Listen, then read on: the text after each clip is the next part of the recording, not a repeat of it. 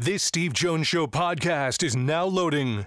The Steve Jones Show podcast is presented by Sunbury Motor Company, Purdy Insurance, Brewers Outlet, and NIL Game Changers.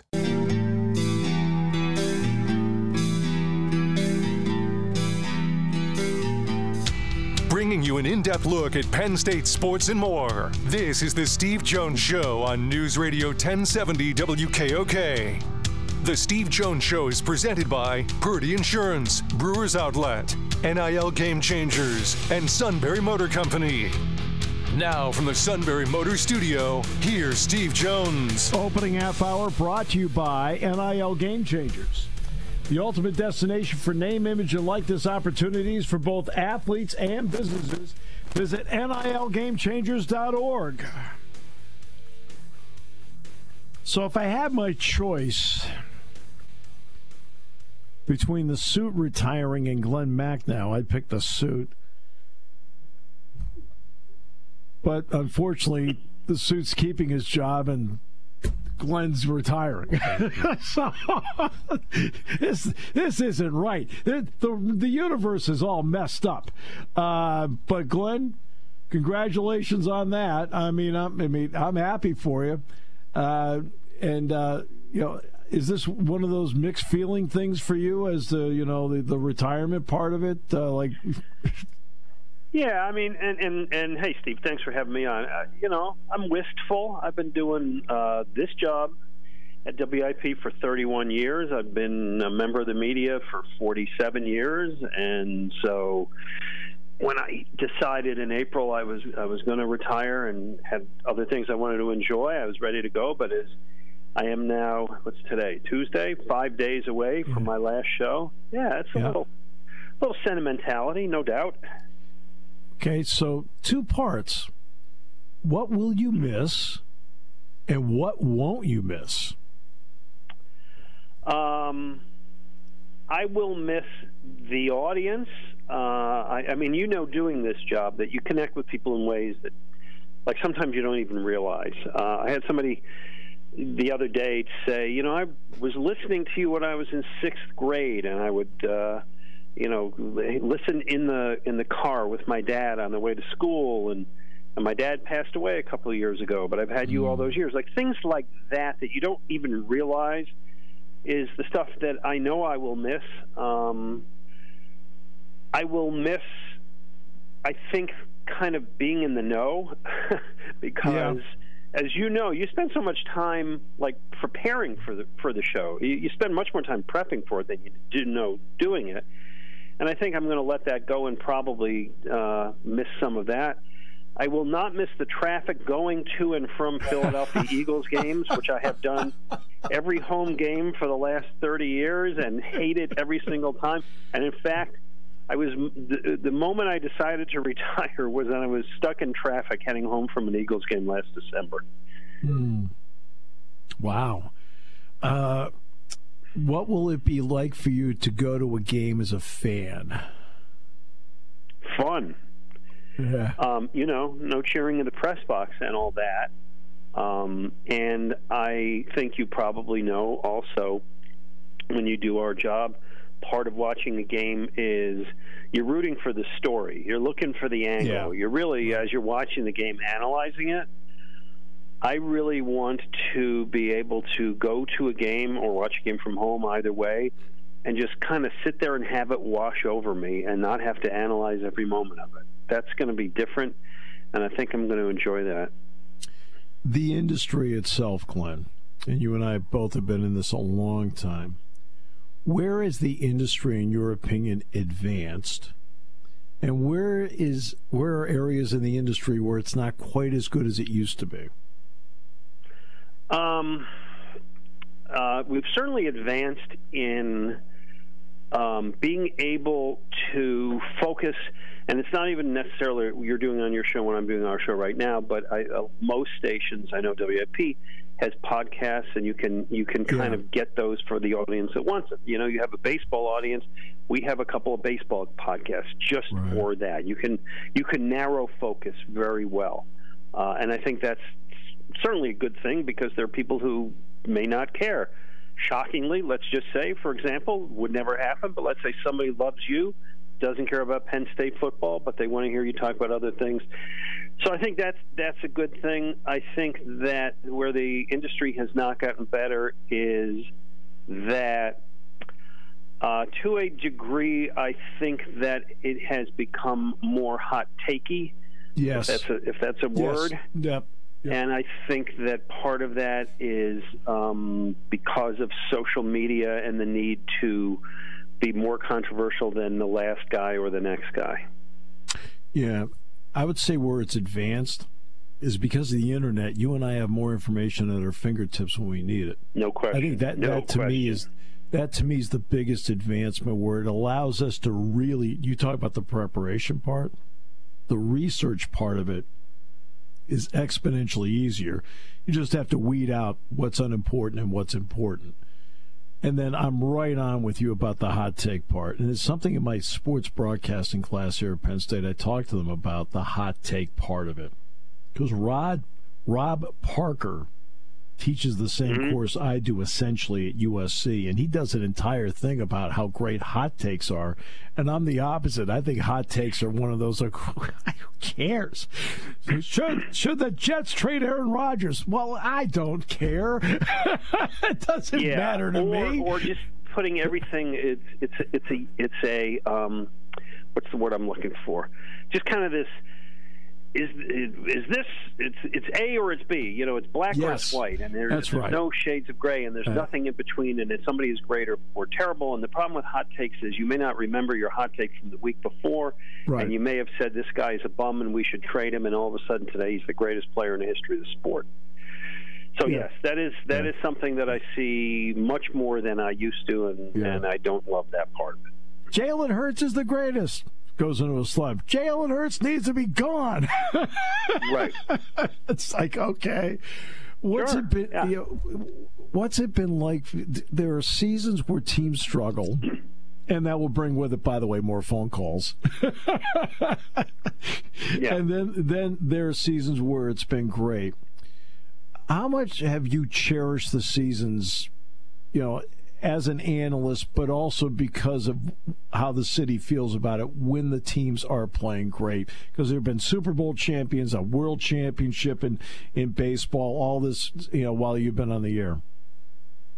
By the way, the thing you said at the beginning is really true, which is its ratings are great when the teams are winning or when the teams are really bad or underperforming. What you never want is that from a perspective of ratings, you never want the 500 team. You never want the team that's kind of meh. It's amazing in this city, and I'm not a native to Philadelphia, but I've lived here now for 37 years. It is amazing how this city gets swept up and caught up in those great seasons, and everybody, people who are just not really fans or casual fans, all get swept up in it. The first parade, you know, Philadelphia didn't win a championship from 1983 to 2008, 25 years, 100 exactly, 100 seasons of 4 sports teams not winning a championship. So when the Phillies finally won it in 2008, 2 million people came to that parade, and it was like somebody had taken a giant magnum of champagne, shaken it on one of those paint shakers for 25 years, and finally released it, and it was phenomenal. And when the Eagles won their first Super Bowl, it was incredible. Those are the things that I will always remember and always cherish, and just being part of those great crowds of people and their enthusiasm was special. Is there a show that you did that you look back on and you say, man, we really pulled it off tonight?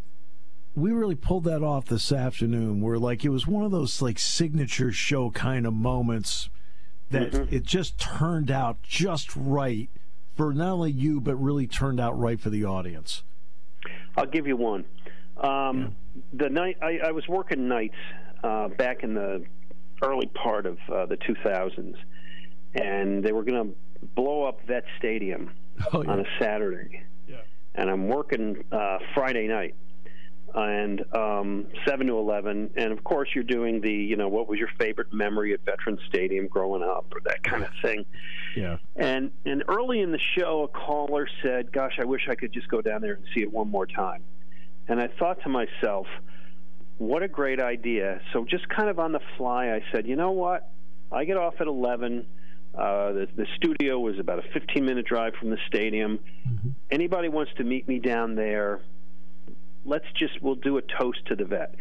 And the next guy called up and he said, you know what, I'll come down, I'll bring a bottle of champagne. And the next guy said, I'll bring cigars. And just callers throughout the show said, like, yeah, I'll do that. And the cops called. The Philly cops actually called and said, we hear what you're doing. Everybody, no, they were really good. They said, anybody wants to come down, just make sure you turn the corner and you park on, Patterson Avenue. That'll be okay. And they were really cool about it. And I drove down there, and I'm seeing all these cars and people, and I'm thinking, this isn't for me, because I expected a dozen people. Yeah, Steve, there were 200 people. Came down from South Philly and Southampton and the suburbs and Jersey, and just kind of because we talked about it on the radio, and we toasted, we drank a lot, and we sang the Eagles fight song a few times and had a great time, and then stayed for about an hour, went home, and the next morning they blew up the vet. And that was one 20 years later I will always remember. That, when you get that kind of unexpected response, kind of takes you back a little bit. You kind of take a step back and go, really? Like, yes, wow. Because here's why. Because if you're like me, you do most of your shows sitting in a studio, looking at your producer through glass, assuming that people are listening, and you take callers, but you don't really know how you're impacting people in the moment, right? You don't see your audience. And so when something like that happens, it just really felt like, okay, I guess we connected this time. Mm. Will you take a vacation or a trip? And if so, if you don't mind us asking, where? Well, I am, yes, I am planning to leave from my show on Saturday and go to Cape Cod for a couple of weeks through the end of the month. You and me both. That's where I'm going to be next. Where do you stay? I'm going next home, South Yarmouth. Okay, we're in Falmouth, so there you go. Okay, there you go. We have a family place in Falmouth. I'm going to be here. Nice. And really one of my goals in retirement is to travel to a lot of places I haven't been. And so my wife is already getting pamphlets, and she thinks Greece is the next spot, and I have no reason to argue with her about that. No reason at all. Yes, and enjoy Knobsco Lighthouse. Beautiful. Absolutely. That's right there in that point. It's beautiful. Yeah, I know it well. Yeah, I know. I can tell because you got that place. Boy, it's great. You got a place there. That's phenomenal. Yeah, it's a family place that we share, and we get July, which is pretty good. Oh, that's really good. That's really good. Right.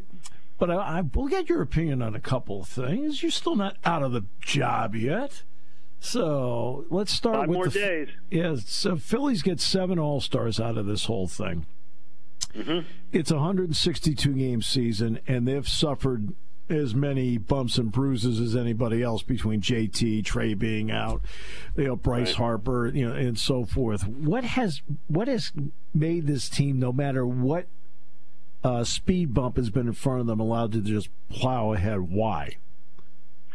Well, if we can ignore the last 3 games, the starting pitching has been phenomenal. All year. Wheeler has been great. Nola has rebounded from a bad year last year. Ranger Suarez has arguably been the favorite for the Cy Young. He's had a couple of rough starts now, which makes me a little bit nervous, but boy, he's been great all year. And Christopher Sanchez, as a 4th starter, has been, he's not going to make the All-Star game, but he's been All-Star worthy. Yes. So if you have 4 solid starting pitchers, you're never going to have a losing streak.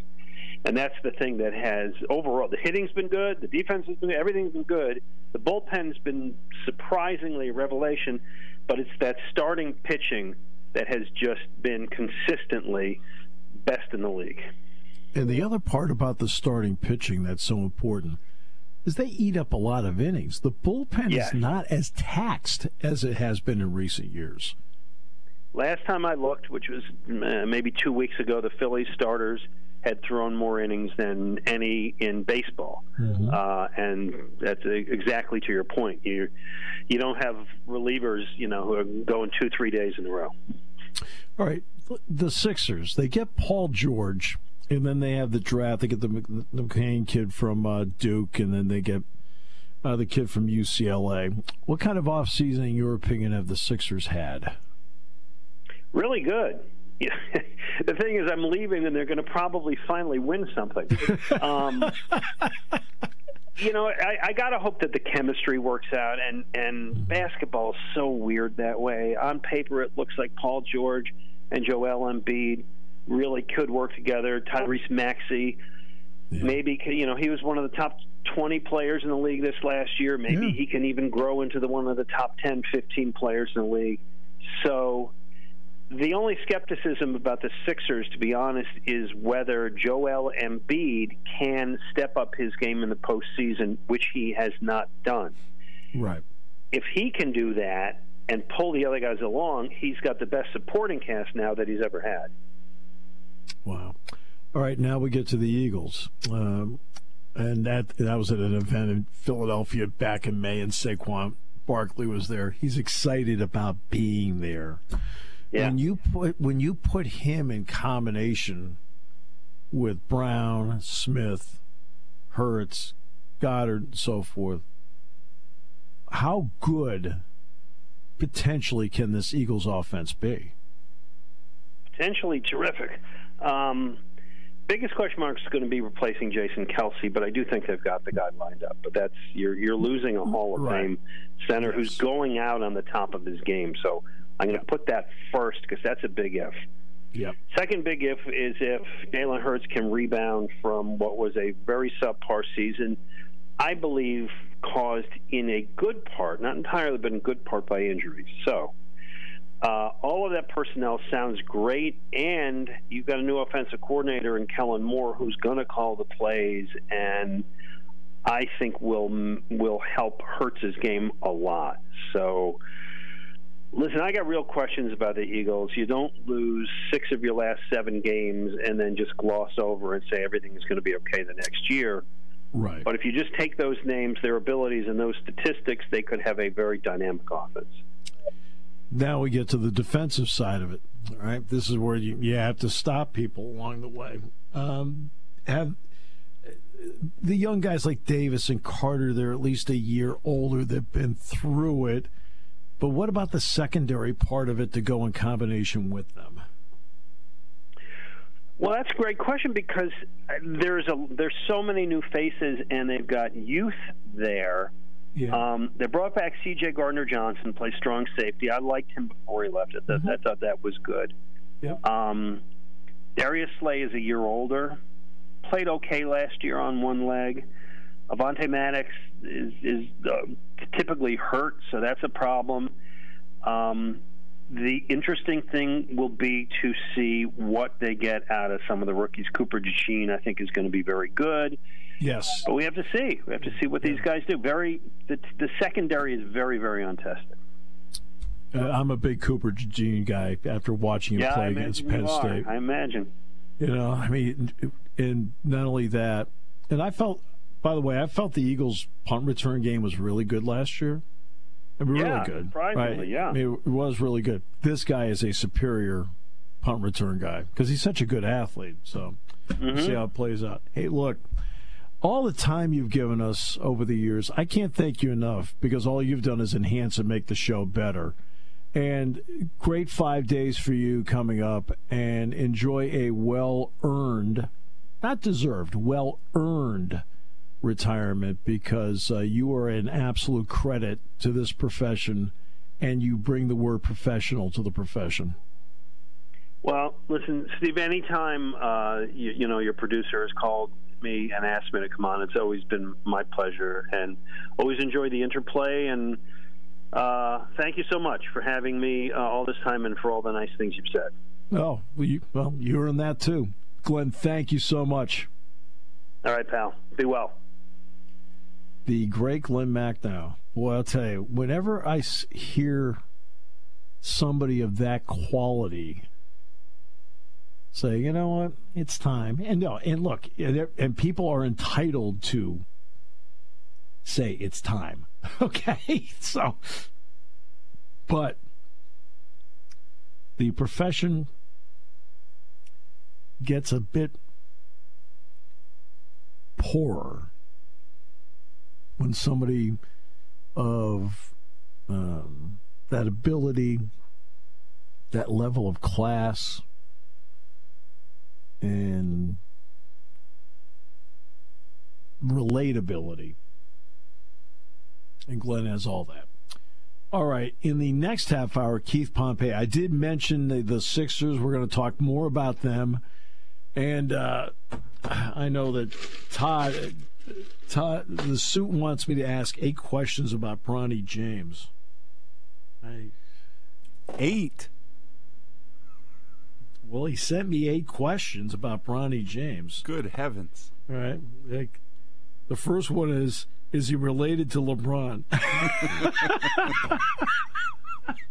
We'll come back. More in a moment. This half hour brought to you by NIL Game Changers. Start your journey today at NILGameChangers.org here on News Radio 1070 WKOK. There's something to be said about a sale with a handshake, a service technician who really knows what he's doing. They can explain it in English what the problem is. There's nothing better than having that friend you could trust in the area. That's Sunbury Motors, where you get selection, knowledgeable salespeople, and prices that fit your budget, and more important, that friend you can trust. Welcome to Sunbury Motors, Kia, Ford, and Hyundai. You could shop other dealers and compare prices, but at Sunbury Motors, you get their lowest price promise. They research the current used vehicle market and guarantee their used car prices are the lowest. If you find a lower price, Sunbury Motors will beat it. 3 dealers all in one. See their full new and pre-owned inventory at sunburymotors.com. Pick out a vehicle you like and schedule your test drive online. Follow them on Facebook. Sunbury Motors Ford and Hyundai, North 4th Street, Sunbury, and Sunbury Motors Kia, routes 11 and 15 in Hummel's Wharf.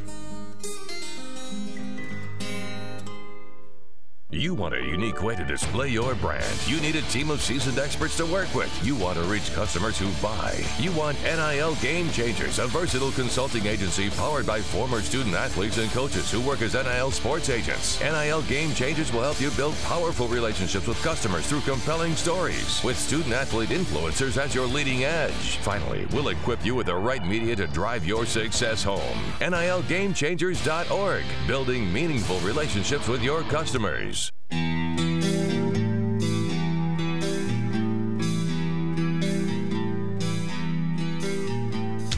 Bringing you an in-depth look at Penn State sports and more. This is the Steve Jones Show on News Radio 1070 WKOK.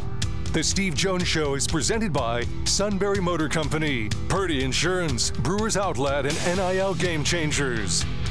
Now, from the Sunbury Motors studio, here's Steve Jones. This half hour is brought to you by Purdy Insurance, Market Street in Sunbury. Go to purdyinsurance.com. Auto, home, life, business, boat, motorcycle, RV. Yes, indeed. They do a great job of taking care of all your insurance needs. And we all have multiple insurance needs.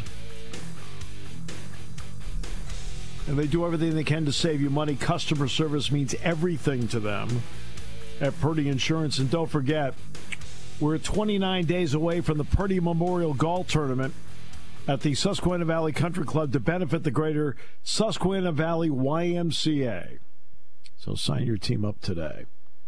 Signed up on our team is Keith Pompey, joining us to talk about the Sixers NBA. How are you today, sir? Hey, I'm doing well. Yourself? I'm doing great. Thanks for asking. You've been asked a billion times about Paul George going to the Sixers, so I will make it 1,000,000,001 about the fit, in your opinion, of Paul George with Maxey and Embiid. How do you feel he fits? I mean, I feel like he's a pretty good fit. I mean, because when you look at it, like, you look at Paul George, you look at Maxey, you look at Embiid, all 3 of them are different positions, right? You look at Paul George, he's a guy who brings it on the defensive end. You know, he's a standout wing. He can also handle the ball. And then you see Maxey, you know, a point guard, a combo guard, and Joel Embiid a center. So I think it's a really good fit because, you know, these are three guys who should be able to coexist together because they all bring different things to the game. You know, so I look at Paul as a quality defender, a quality wing defender who can help him out greatly. Maxey got a terrific deal out of this because of how he's played. You've watched him all the time. Where has he made the improvements to allow us to see what we are seeing now? Well, that's a great question. I think the biggest improvement is his ability to run an offense, right? You know, because when you looked at it before, you said, oh, there's no way in heck that this guy can be a quality point guard. Like maybe he can be like a guy who can handle the ball at times, but you look at him and you say he can't run an offense. That was the big question mark.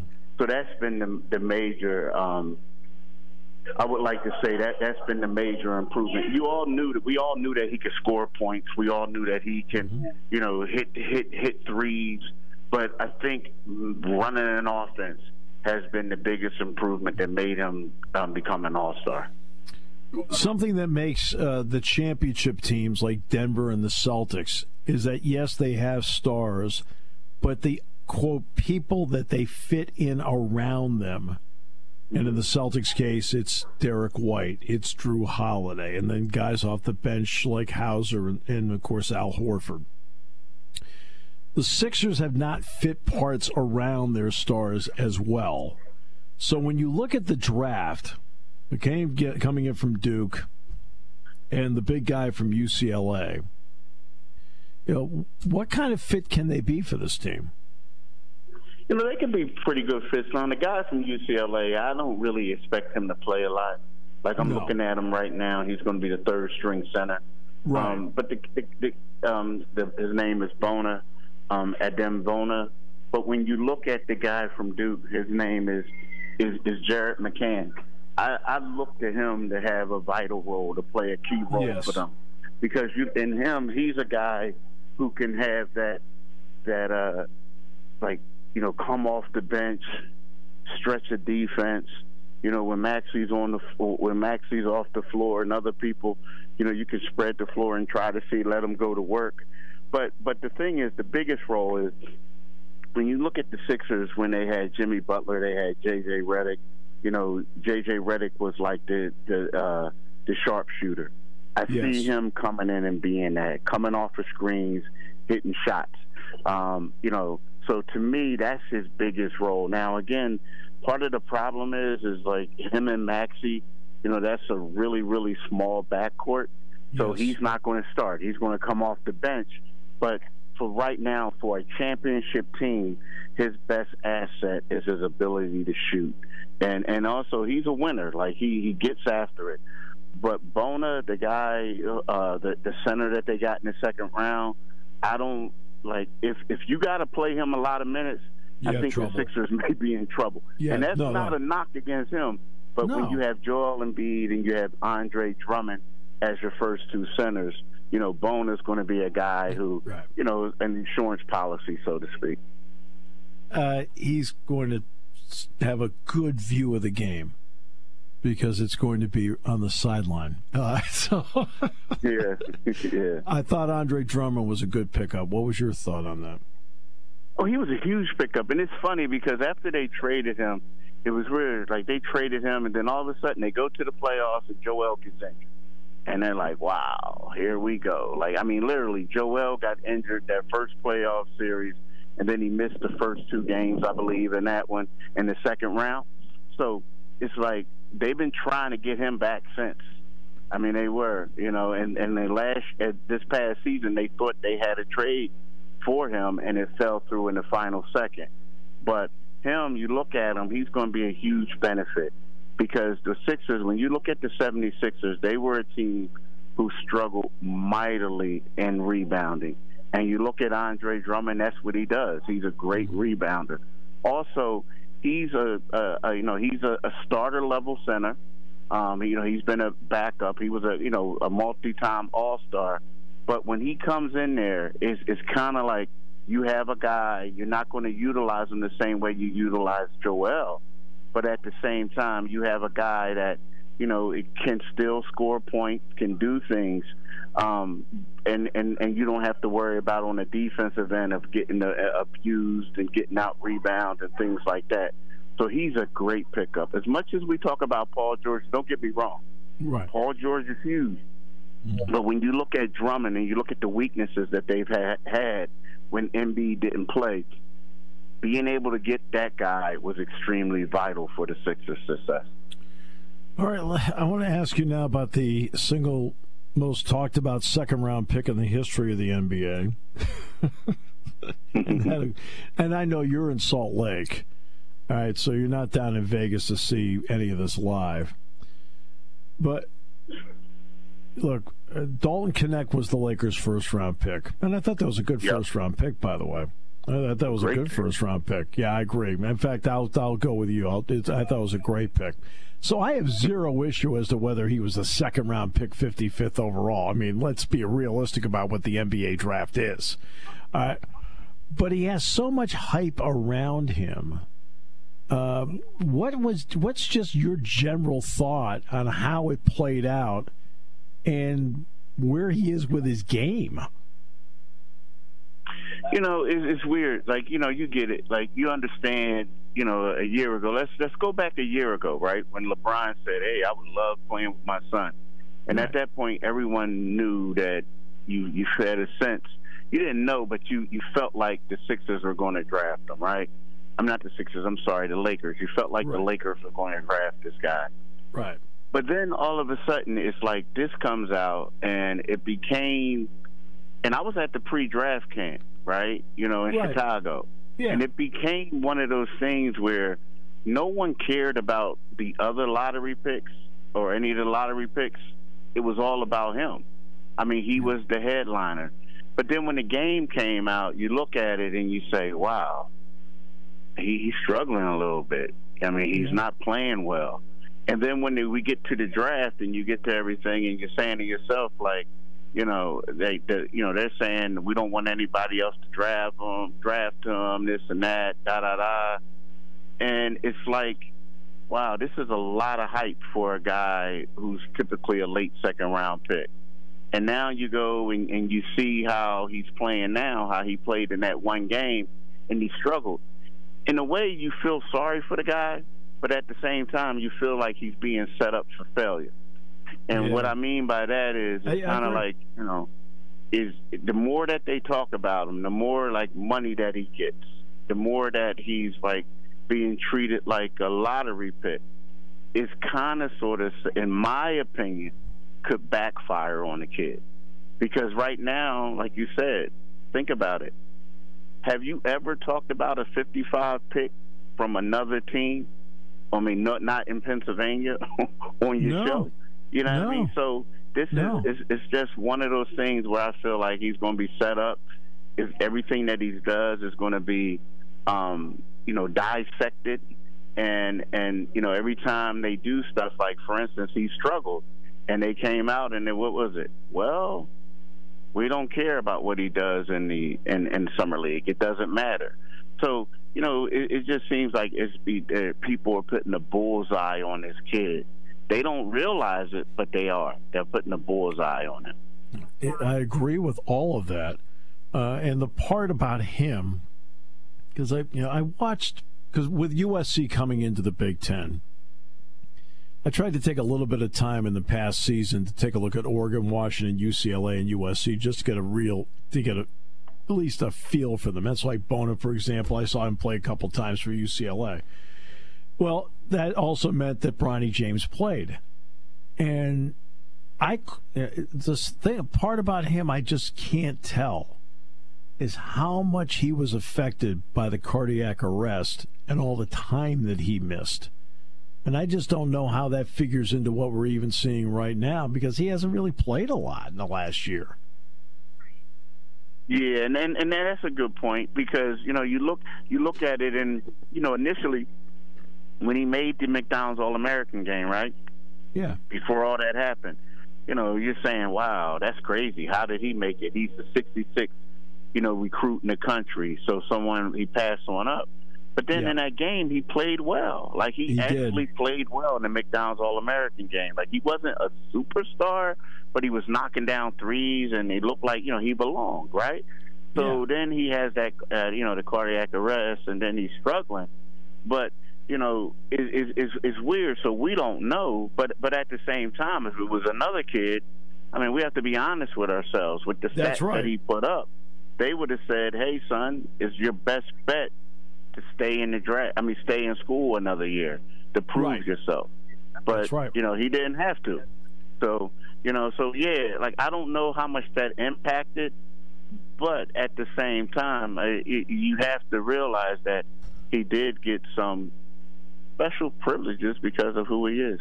Right. And I think what you said is so spot on and it's part the Lakers, it's part LeBron, and it's absolutely part ESPN.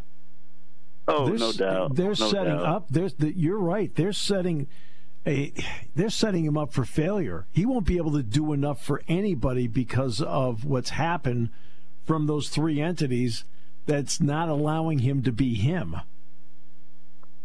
Yeah, and that's the thing. I do believe that too, because it's one of those things where in the perfect world, you get him. You may give you give him his money, what have you, and you say, okay, he's going to be a couple years. He's going to be a project. He goes down to the G League, this and that. Yep. Now, who knows? That may be the plan. But the more media attention that he gets, and the more that you got people up there vouching for him and saying stuff, and then bringing up things like, "Hey, this isn't, this is nepotism," but there's been nepotism in the league for years. There's been this and there's been that, and yada yada. Now, listen, I'm just going to say this: I had some kids, some guys who I went to college with, and their fathers were like, CEO. One guy in particular, his dad was a CEO. And we all knew after he graduated that he was going to be, a bigwig in the business, right? But at the same time, he did. Now, who knows? I don't know what his grade point average was, but at the same time, he did graduate, right? He graduated and he did stuff. And to this day, he's still a successful businessman. But he's been able to hold his own after that, right? So to me, it's like when the ESPN and other people keep making these excuses, it's kind of like, well, why do we have to bring this up? Like, why are you making excuses? And secondly, there's been other father-son tandems in the NBA, right? But, they didn't make the excuses. I mean, they didn't do it. I mean, think about it. Look at Steph Curry from we're talking about a kid, Steph Curry, whose father, Dell, was a great, sharpshooter. Sure was. And this thing. Steph Curry, North Carolina, now, even though his dad was the man, North Carolina and Duke didn't even give him a scholarship. That's right. He goes to Davidson, and he made a name for himself, right? You understand what I'm saying? Like, so things like that happen. I mean, you look at Dominique Wilkins. He had his brother, Gerald Wilkins, had a son who ended up going to playing. I believe he played at NC State. He did. And then from there, he had a year, and he had a couple years in the NBA. So, but nothing was built up the way this one was. And I think that the hype and making excuses, and sometimes it comes down to people want to stay in good grace. They don't want, like LeBron, they don't want LeBron's camp saying, we don't want to deal with y'all. So what they'll do is they'll talk and they'll make excuses and say whatever they can, just so when that something happens, they'll be one of the first people or first persons to get that text message. You know what I mean? So it is what it is, but at the same time, it's unfortunate because what they're doing is a lot of guys now, and y'all know it happens. You're going to go up against a guy who feels like he's been slighted, and they're going to go at this kid, and they're going to try to embarrass the kid. You know what I mean? It's like the kid suddenly becomes a bullseye. And I'm gonna tell you this. I was there in Chicago, interviewed him. He's the type of kid that when you talk to him and this and that, you are pulling for this guy. I mean, I was pulling for him, and I still am. I mean, he seems like a great young man. But you're right. All this attention is just putting a bullseye on the kid. Final question. It's not going to be about him. You go to a summer league. You go to a summer league game with that trained eye of yours, Keith. What do you look for in a summer league game? Fans are looking for something. What are you looking for, if anything? You know, it's crazy. I remember the first time I was there, I was like covering it like it was an NBA game, and the other reporters were like, "Dude, what are you doing? Half of these guys aren't going to be here." Like 80% of them. So a lot of times I look at it and see what a guy worked on, right? You know, like for instance, Ricky Council yesterday was phenomenal, and he played well. You know, coming in, he made 5 of 10 threes. Beforehand, that wasn't a strong suit of his when he got drafted a year ago. So that tells me how much work he put in on his game and how, you know, it's not. So it's things like that I look at. I look at, now again, the guy, Jared McCann, he's supposed to be a shooter. He came in as a shooter. Now, his shot wasn't falling, but I was looking to see how could he run an offense, the tenacity he brings, you know, other things that he can do on the floor. Now, again, the competition level isn't going to be as good as it is, not even in the preseason, right? But those are the type of things that you want to see. And a lot of times when you got a first-round pick, are they going to dominate? Now, there was a kid who went from Philadelphia who went to Kentucky. Now, he was an undrafted guy, but he was one of the nation's top recruits the year before. And you look at him and you want to see aggressiveness. You don't want to see a guy who's just fitting in. And unfortunately, he didn't show that. He was just trying to fit in. So those are the things that you look at more so than points. It's just that if it's a veteran, a first-year guy or second-year guy, what did he work on in the offseason? The other guy, what can he do when his shot isn't falling? Can he lead an offense? Can he still put an imprint on the game? And then those other guys who have question marks, you want to see them be aggressive.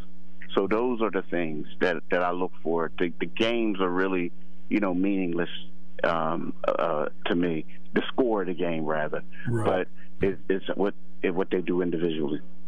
Yeah, there was Justin Edwards, probably the Kentucky guy, right? Yeah. I'm sorry for not naming him. No. That's fine. Just so everybody knows, if you win the summer league, you don't get a parade. And the competition in practice, when they get to the preseason, just in practice, is going to be better than this. All right, so. Exactly. Yeah, exactly right. You know, before I go, I just want to say, I remember my first summer league. I'm looking at these guys. I'm seeing all these dudes, you know, who came in from overseas and were ex-NBA players. And I'm like, hey, this is going to be great. And I'm like, well, how come they ain't playing? And the guy said, man, they just got them there for practice. Like, they just practice players. And I was like, oh, so this is what summer league is like. They're like, yeah, dude, that's all it is. Yeah, it's all it is. It's televised practices. All right. Exactly. Keith, always a pleasure. Great perspective. Appreciate you so much. Yeah, thanks for having me. I appreciate being on the show. All right, bye-bye. Outstanding Keith Pompey, Philadelphia Inquirer. And next half hour, Neil Coulong. And then in the final half hour, we'll hear from Giancarlo Stanton's agent. No, he's not. Maybe his travel agent to get him out of town. Oh, just so wrong. Yet is it possible you're so right? Here on News Radio 1070 WKOK, brought to you by Purdy Insurance. Party time, game time, or just fun time. Doesn't matter what time it is because it's Brewers Outlet time. The Beverage Supermarket has the area's largest beer selection. Imports, microbrews, ciders, and domestics. Pick from over 100 ice-cold 12-packs and dozens of 24-ounce singles. Soda, snacks, hot sauces, fresh roasted peanuts. Make it one-stop party shopping, and don't forget the pickle bar. So whatever you're celebrating or just doing it up, Brewers Outlet, Reagan Street, Sunbury wants to see you. And thank you for your years of patronage. Hi, this is Season. For over 100 years, the Purdy Insurance Agency has been protecting families and businesses of the greater Susquehanna Valley and beyond. With the experience of our trained and knowledgeable staff, you can rest assured that your needs will be evaluated and met by some of the industry's best representatives. No matter what your insurance needs are, call Purdy Insurance today at 570-286-5855. Visit our website at purdyinsurance.com or check us out on Facebook to see what we can do for you.